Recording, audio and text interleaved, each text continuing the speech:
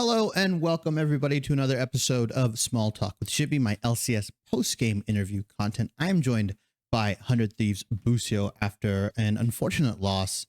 Busio, I kind of want to just get into it. I think you guys obviously have unfortunately had to kind of move your mid laner around and play with a different mid laner week to week. Does it kind of feel like you guys are starting from square one now that Quid is kind of in the lineup and you had to play with Nukeduck in week one? Like, does it kind of feel like you haven't had enough scrim time? That's what's maybe contributed to maybe some of these losses this week? Yeah, not necessarily from square one because we had like a sub mid and because of that, obviously we're not that well connected like mid jungle 3v3 for example, Uh-huh. but we still aren't really starting from square one because bot lane was still practicing, uh me and jungle were still practicing synergy top lane. So it's not like we need to completely ramp up. It's just yeah, this first week with Quid, definitely a lot of things we need to work on, but not even just Quid, just like as a team in general, me personally, Mm-hmm. we just need more time, yeah. Can you maybe talk a little bit more about what might not be translating necessarily from scrims onto the stage, right?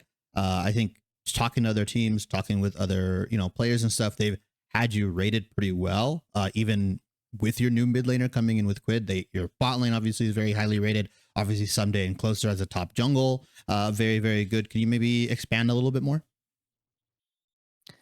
Well, for example, with Nukeduck, he's like a coach. He's very vocal, very Yeah, knowledgeable. of course. So like he was calming and making a lot of the plans. But now that Quid came in, his English isn't all that there yet, so he's not communicating that much. So now I need to communicate way more and make more plans. Same with jungle that Nukeduck was previously making.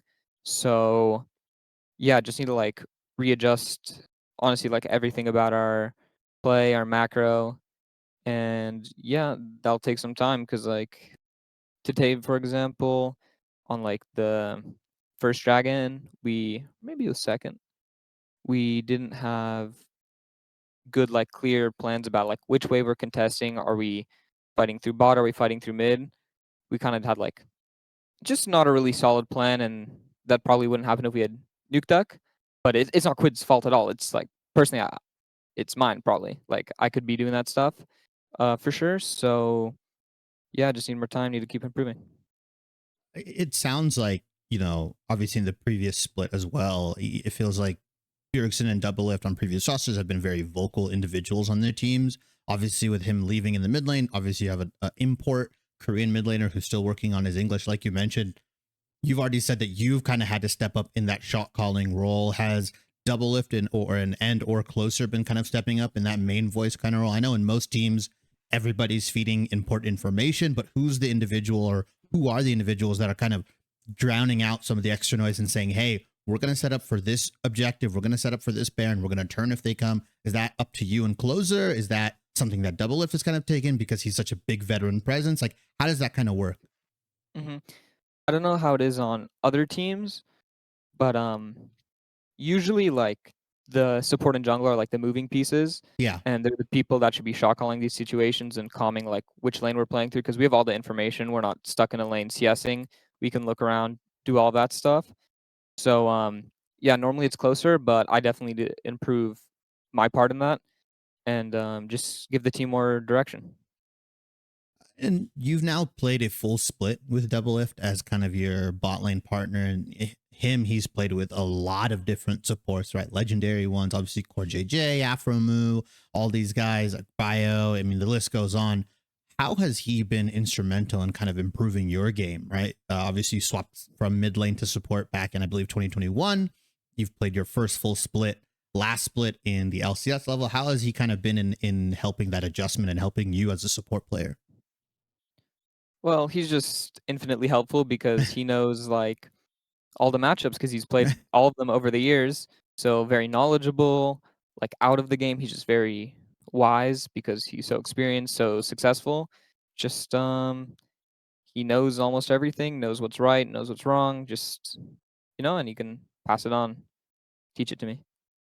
What has been the biggest challenge kind of jumping from that academy, I guess, tier 2 level up to the LCS level, right? I've talked to other, I'm not going to say rookies, but I guess rookies in this aspect. I've talked to other people that have jumped to the level and they said like timings are more compact, right? You don't have as much room, like things that you thought you could contest, you can't contest, right? Going for trades, it just feels like the game is playing at a faster pace. Do you share those sentiments, or have you been facing maybe different issues jumping from the tier 2 to the tier 1 level? I'd say for like mm, the game's just way more controlled from like both sides. So you most of the time just need to like really understand what's going on, make good plans, and that's definitely like something I need to improve on. Just because like I had my first split, it doesn't mean like okay, I'm locked in, I'm good. No, like I still have so much to learn in that regard, and yeah, that's my biggest challenge personally. And definitely in academy, it was kind of just like I'm just like fighting my laner, killing my laner. All right, guys, Yeah. let's fight, let's click on them. But at this level, it's just not that simple. It's more just about team play. Speaking to the team play aspect, obviously you kind of touched upon your synergy with jungle, right? I think jungle support synergy as we get later into the split, later into playoffs, that becomes very, very important, right? 2v2ing or 3v3ing around certain mid laners or objectives or anything like that. How has your kind of relationship with Closer been evolving as a jungle support, right? Like, are you guys on the same page? Are you guys kind of, do you guys kind of have that one shared brain cell kind of aspect, or how does that kind of work for you guys? Hmm. Well, as you know, like the meta for basically the entire last split and every week except for this one was just like range supports bot perma. So you're Mm-hmm. really glued to your ADC most of the time, and like the support jungle synergy isn't really the same because you're mostly stuck with your ADC, and then you're Yeah. connecting with ADC first and then with jungle. But now that after the recent patch, a lot of the range supports got nerfed and the ADCs that they were paired with, I need to like get more synergy with Closer, make more of these proactive plans around like how we're getting control, getting vision, and yeah, that's definitely a weak point that showed in today's match, and yeah, looking to improve it. It seems that Quid is still obviously a very kind of raw player when it comes to, playing at this level or playing at the high level.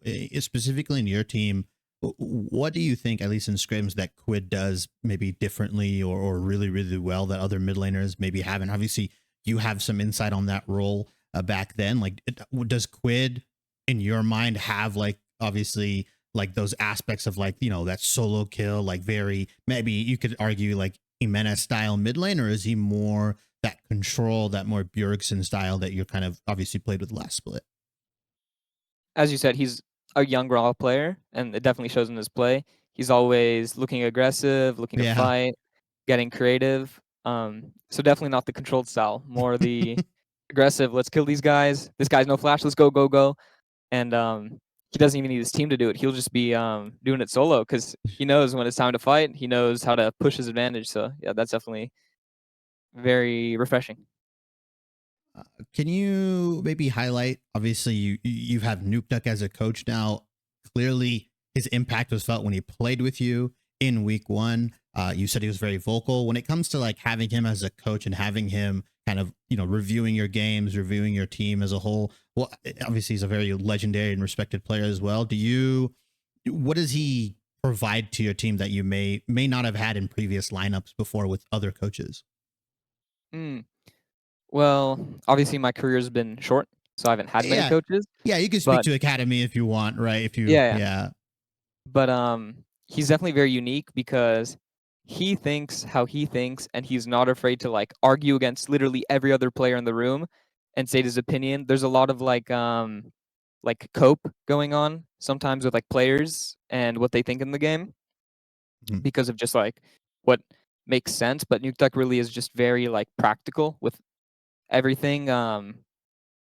He's just awesome to have around. Like he'll even like watch my solo queue games and he just teaches me about like good habits. Like for example, one is like being an NA player and playing on like 50 ping.